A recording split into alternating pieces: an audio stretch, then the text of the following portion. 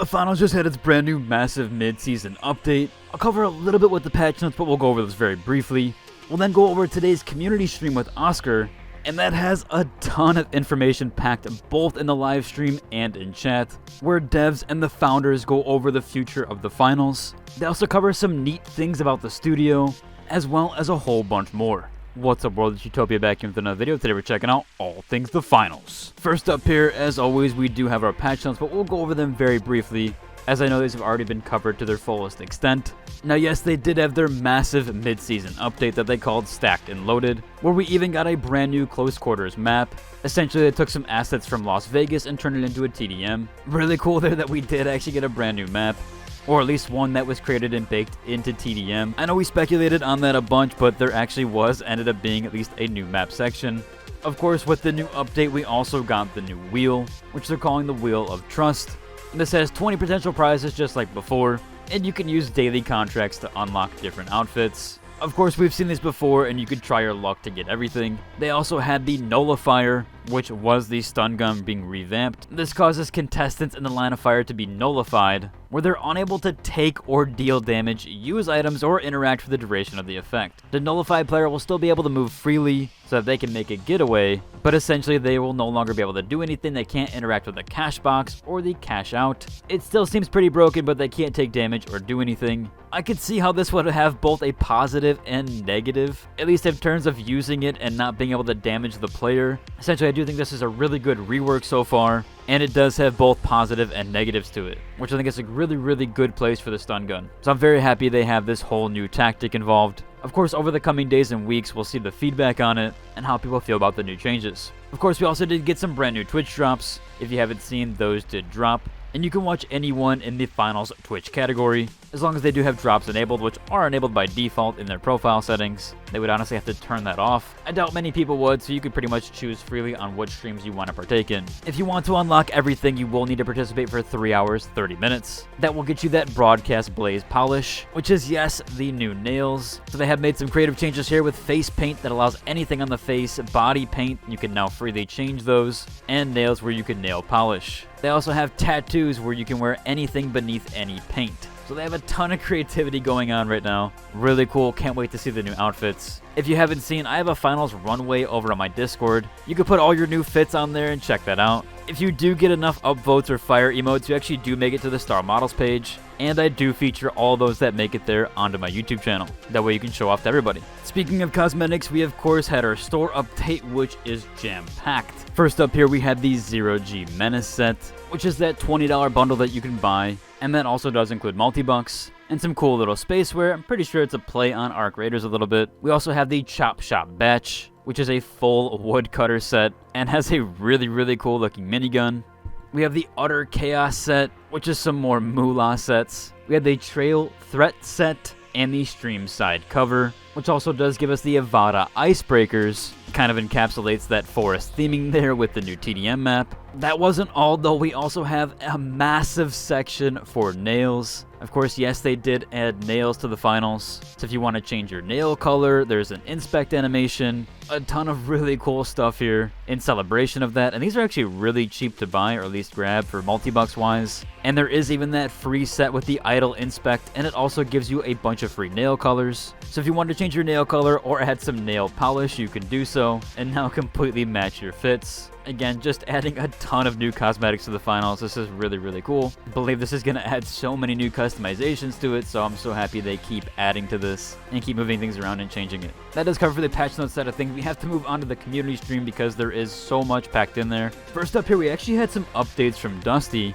and we haven't heard from Dusty in quite a while. There's actually a reason for that. They were away unexpectedly for a month, but they are now back. So that was the whole reason why there. They also did mention, and they are a community manager, where they do work on both games, both Arc Raiders and the finals at the same time, and even mentioning sometimes both at once. We had Rob clarify this later in the stream, where one of the people he was playing with, they did actually ask how many people work on Arc Raiders and the finals in comparison. Rob actually did answer this, so apparently there are 100 people on the finals and there's 100 people on Arc Raiders. So they've definitely expanded their teams over the years. It used to be 50-50, I believe, but now they've basically doubled. Well, it also is even more than that now. So apparently they have 100 on the finals, 100 on Arc Raiders, and then they have 75 that are shared across the board. So those 75 individuals can actually work on both games. So it seems like they've definitely expanded their operations. And at least with their estimations, they now have 275 plus employees. So they've been expanding over the years, so we're definitely going to see more and more content from them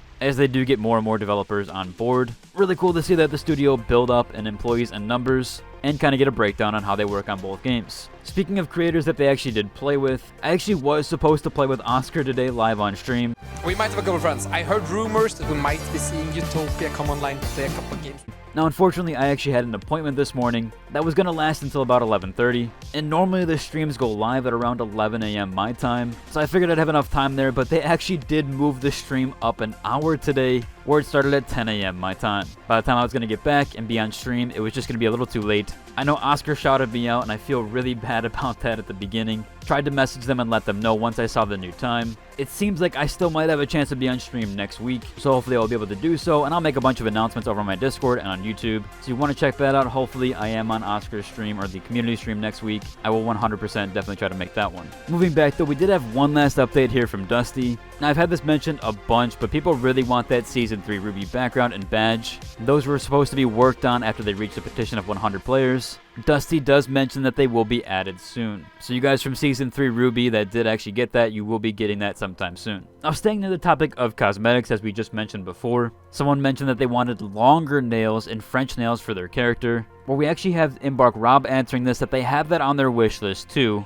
but there is no ETA at the moment, but they do want that. So they'll probably work on some longer nails and some more nails in comparison there. A lot of them are just colors right now and different color changes. Still really cool that they even have the feature though. This one also comes from Embark Rob, where we do have an update on the majors. This person, Pyroid TV, asks, do we know when the major or where the major is going to be or any info on that? Rob said here that yes, almost everything is done, that they will let you know and let us know sometime soon. They were hoping to be able to send out that detail and update today, but they do have some small details left, but it is very soon. So I would expect, since we're hitting the weekend here, more than likely it will be next week when we get major info. When they do drop that, of course I'll cover it. Maybe they do eventually drop the tickets where you can purchase those and where the event's going to take place. Of course, if you can't make it to the event physically, they will be on Twitch, where you will be able to probably watch the entire majors. Now again, still speaking near cosmetics, we do have one more update here. Somebody mentions that they're in love with the cute nails, making a body part instead of gloves was a huge W. Rob mentions that they have even more plans for the future. This is not it. They have many more plans to use more body parts and have more customizations there.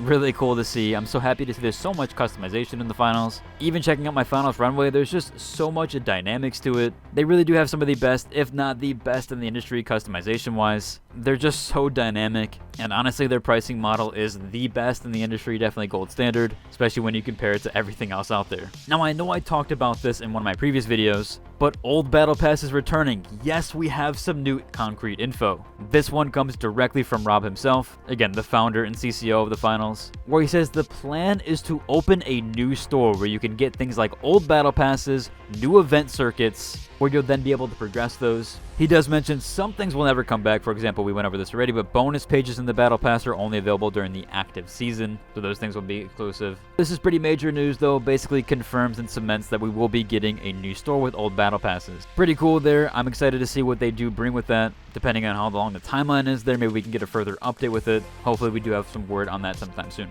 Although he does elaborate a little bit further here. He goes on to say they're still looking into what they can and will bring back.